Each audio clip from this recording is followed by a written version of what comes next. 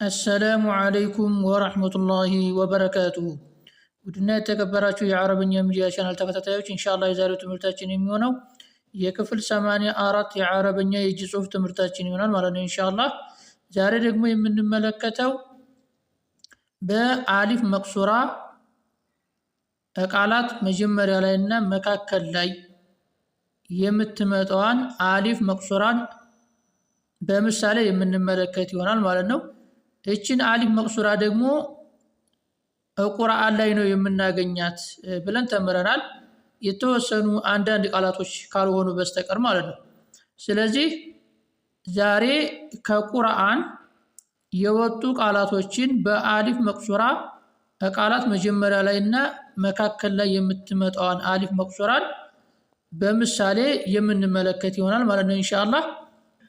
ስለዚህ ዛሬ የምንመለከተው ከባ እስከ ሷድ ባሉ ፊደላቶች ነው ኢንሻአላህ። በነገራችን ላይ በሐምዝም አለ፣ ግን ቃሉ ረጃጅም ስለሆነ ትቼዋለሁ ማለት ነው። طيب ቀጥታ ወደ ትምህርታችን እንገባለን። በደንብ ተከታተሉኝ። እንግዲህ ፊደላቶቹ ባ፣ ታ፣ ታን ሁለት ጊዜ ደጋግሜዋለሁኝ። ሳ፣ ጃ፣ ሐ፣ ኻ፣ ዳ፣ ዛ፣ ራ፣ ዛ፣ ሳ፣ ሻ፣ ሷ እነዚህ ናቸው ማለት ነው። በቀይ የጻፍኳቸው ፊደላቶች ናቸው። እነዚህ ፊደላቶች ሁለት አይነት አጻጻፍ እንዳላቸው ተምረናል በባለፈው ትምህርታችን ክፍል 38 እና 39 ላይ እዚህ አካባቢ ላይ ታገኙታላችሁ ማለት ነው። እሺ ተምረናቸዋል። ስለዚህ ሁለት አይነት አጻጻፍ አላቸው። ከመጀመሪያ ሲጻፉ መካከል ላይ ሲጻፉ ማለት ነው። طيب ለማንኛውም ኢንሻአላህ ወደ ትምህርታችን እንግባ ማለት ነው። طيب አሁን እዚህ ጋር ባ ሲደመር ሊ ሳብ እናደርገዋለን። ባሊ ሲደመር ጉ ባሊጉ እንላለን ማለት ነው። ባሊጉ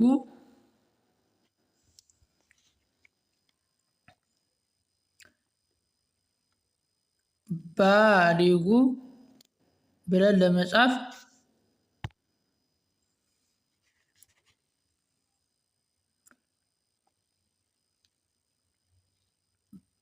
እዚች ጋር አሊፍ አለች። ባሊጉ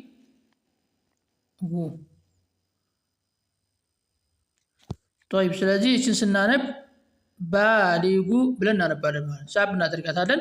እቺ ባ ከፊት ሲቀጠልባት ነው። በነገራችን ላይ እነዚህ ፊደላቶች ከፊት የሚቀጠልባቸው ፊደላቶች ከሆኑ ከፊት ይቀጠልባቸዋል። እሺ ነገር ግን ስድስቶቹ ፊደላቶች ከፊት የማይቀጠልባቸው ከሆኑ ግን ምንድነው ከፊት አይቀጠልባቸውም ማለት ነው። እስኪ ምሳሌውን እያየን አስረዳችኋለሁ ማለት ነው። ስለዚህ አሁን ይሄ ባ ከፊት ብቻ ነው ከላም ጋር ብቻ ተያያዘ። ከበፊቱ ሌላ ፊደል ቢኖር በሁለቱም በኩል እንቀጥልበታለን ማለት ነው። طيب ባሊጉ ይሄ ለምሳሌ ያህል ነው። በመቀጠል አ ሲደመር ታ፣ አታ ሳብ እናደርገዋለን። እሺ ሁለት ሐረካ ቀድር ማለት ነው። አታ ሲደመር ከ፣ አታከ፣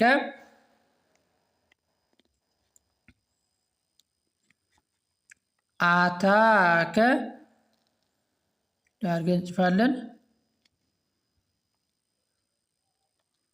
እዚች ጋር አሊፍ አለች ማለት ታ መሳቢያ ናት። እቺ አታከ እንላለን።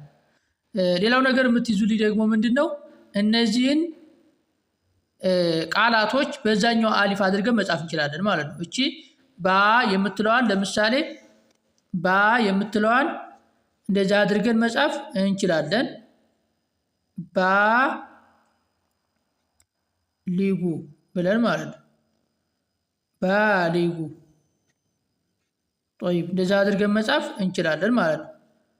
እንዲሁም አታከ ያልነውንም እንደዛው አታ እንደዛ አድርገን ማለት ነው። አታከ ብለን መጻፍ እንችላለን ማለት ነው። እሺ የተወሰኑ ቃላቶች ብቻ አሉ፣ እነሱን መጻፍ አንችልም ማለት ነው። በመቁሱራ ብቻ ነው የምንጽፋቸው። ጠይብ እና እነሱን አስረዳችኋለሁ ኢንሻአላህ።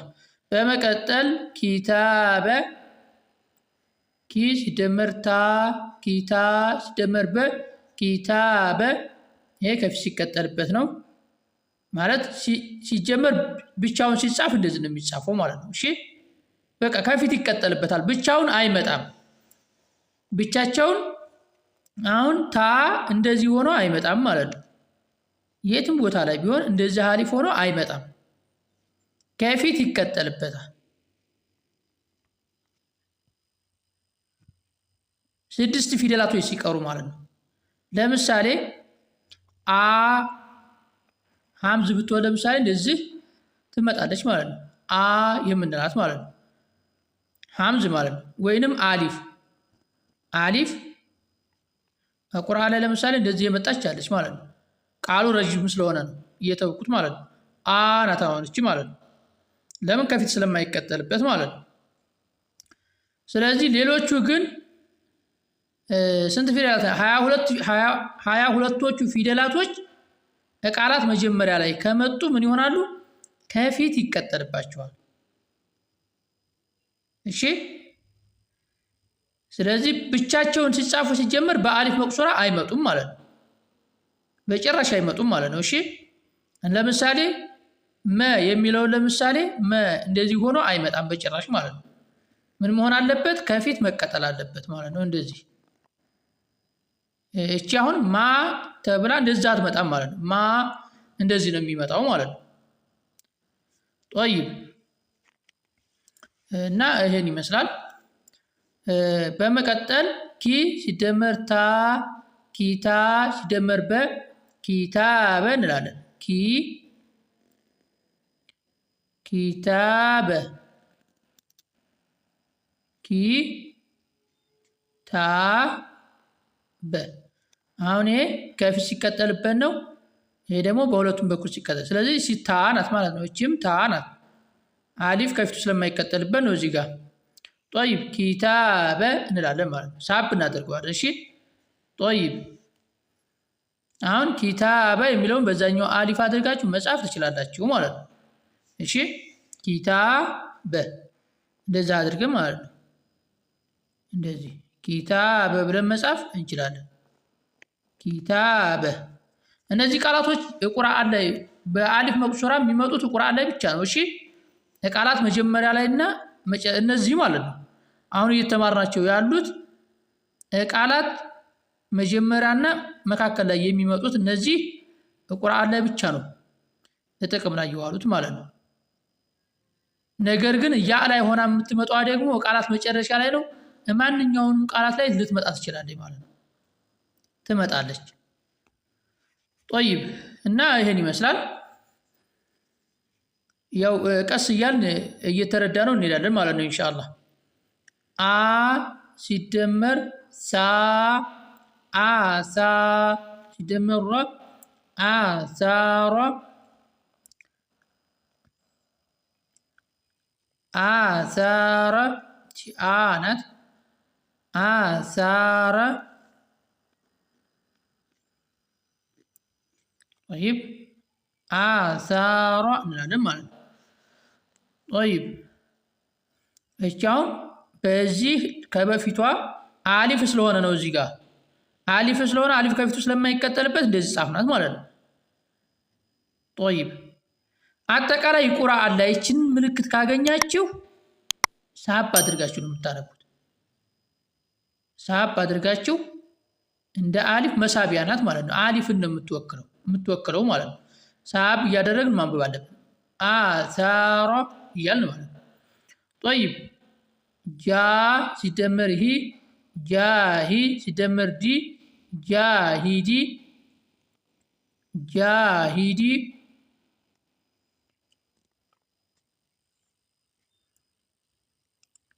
ጃሂዲ እንደዚህ አድርገን እንጽፋለን ማለት ነው። ጠይብ አ ሲደመር ሓ أحا سيدمر طو أحاط سيدمر ت أحاطت أحاطت أحاطت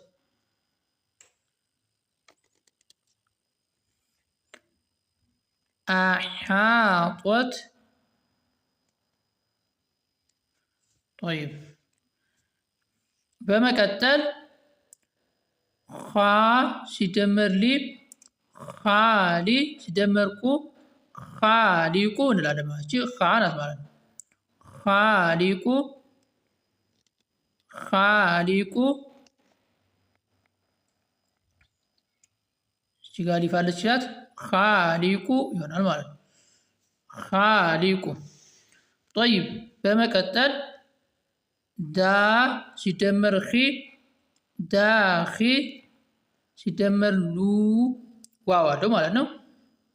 ዳኺሉ ሲደመር ነ ዳኺሉነ። طيب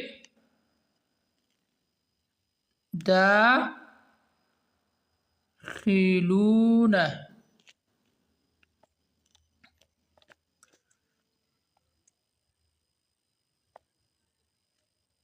እዚህ ጋር አሊፍ አለቻት ማለት ነው። ከፊት ስለማይቀጠልበት ይሄ ብቻውን ሲጻፍ እንደዚህ ነው።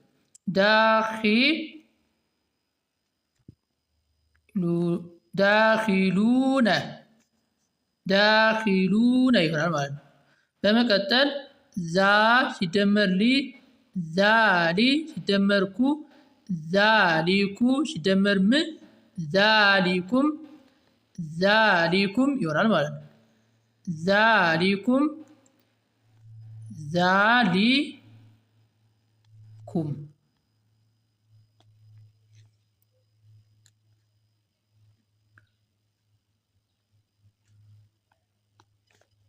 ዛሊኩም ይሄ ቃል አሁን የሚጻፈው በዚሁ ብቻ ነው። በዛኛው አሊፍ አድርገን መጻፍ አንችልም። እሺ አሁን ዛሊኩም ዛሊከ ከዛሊከ እነዚህን የመሳሰሉ ቃላቶች ማለት ነው የምንጽፈው በአሊፍ መቅሱራ ብቻ ነው። በዛኛው አሊፍ አድርገን መጻፍ አንችልም ማለት ነው። እሺ በማንኛውም ሁኔታ ስለዚህ እንደዛ አድርገን ብንጽፍ ቃሉ ይበላሻል። طيب ስለዚህ ይሄንን ዛሊኩም የሚለውን በእንደዛ አድርገን ነው የምንጽፈው ማለት ነው። ዛሊከ ቢሆንም ያው ነው። طيب በመቀጠል ራ ሲደመር ዑ ራዑ ሲደመር ነ ራዑነ ራዑነ ራዑነ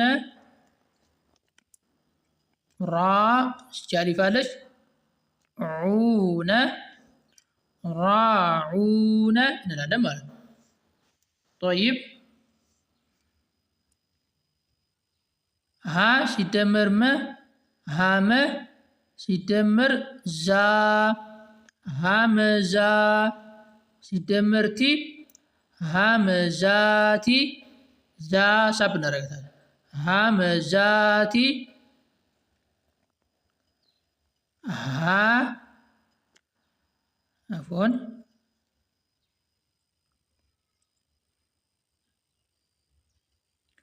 እንዲች እናድርጋት።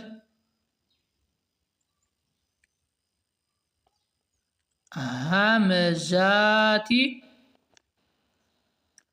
ሀመዛቲ طيب ሀመዛ እዚህ ጋር ይፋለች ሀመዛቲ ይሆናል ማለት ነው። ሳብ እናደርጋታለን ማለት ነው። طيب በመቀጠል ኡ ሲደመር ሳ ኡሳ ሲደመር ራ ኡሳራ طيب ኡ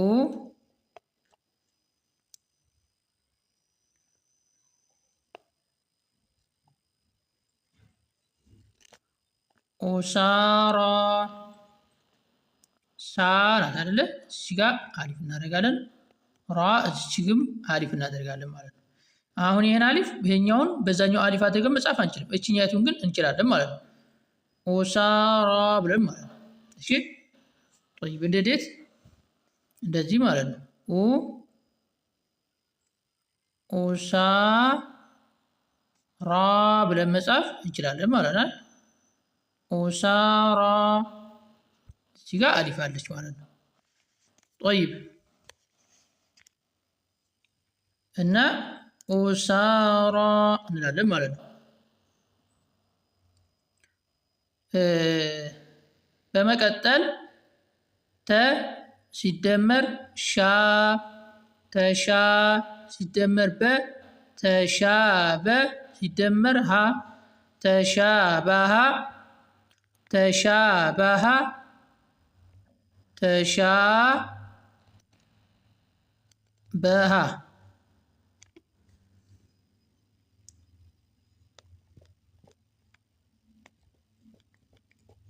ተሻ አሊፍ አለች እዚህ ጋር በሃ ተሻበሃ ይሆናል ማለት ነው። طيب ሳብ እናደርጋት ተሻበሃ ይሆናል። በመቀጠል ነ ሲደመር ሷ ነሷ ሲደመር ራ ነሷራ ነሷራ طيب ነ ሷራ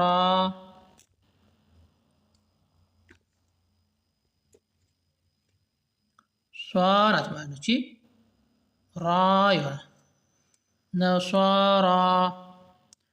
ጠይብ እና ይህን ይመስላል የዛሬው ትምህርታችን። እንግዲህ ቁርአን ላይ በዚህ አይነት መልኩ በአሊፍ መቅሱራ የመጡ ቃላቶች በጣም ብዙ አሉ ማለት ነው። ስለዚህ ያልተማርናቸው ብዙ ነገራቶች አሉ። በነገራችን ላይ ተንዊን አስተምሬያቸዋለሁ፣ ነገር ግን በቃላት አላየንም፣ በምሳሌ ማለት ነው። ፊደላቶቹን እየብቻ አስተምሬያቸዋለሁኝ። ሸዳ አልተማርንም፣ ታ መርቡጧ የምትባል አልተማርንም፣ እንደዚሁም ደግሞ ላመል አል የሚባል አልተማርንም። ስለዚህ ያው እነዚህ ታ መርቡጧ ሸዳ እየኖረባቸው ከነዛ ነፃ የሆኑትን ቃላቶች ነው መርጬ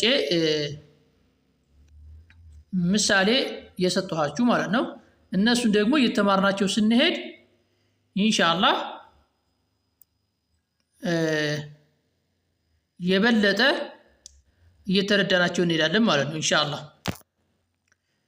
ምክንያቱም ታ መርቡጧ ጋር አሊፍ መቅሱራ የመጣበት አለ፣ ታ መርቡጧ ያለበት ቃል ላይ ማለት ነው። ላመል አል ላይ ያለበት ቃል ላይ እንደዚሁም ሸዳ ያለበት ቃል ላይ አሊፍ መቅሱራ የመጣበት አለ። ስለዚህ እነሱም ምሳሌ ሳትማሩ ምሳሌ ለመስጠት ስለሚያስቸግር ለዛ ነው ማለት ነው። እና ይሄን ይመስላል የዛሬው ትምህርታችን ኢንሻአላህ። ንባቡን በቀጣይ ቪዲዮ አነብላችኋለሁኝ። ወሰላሙ አለይኩም ወራህመቱላሂ ወበረካቱሁ።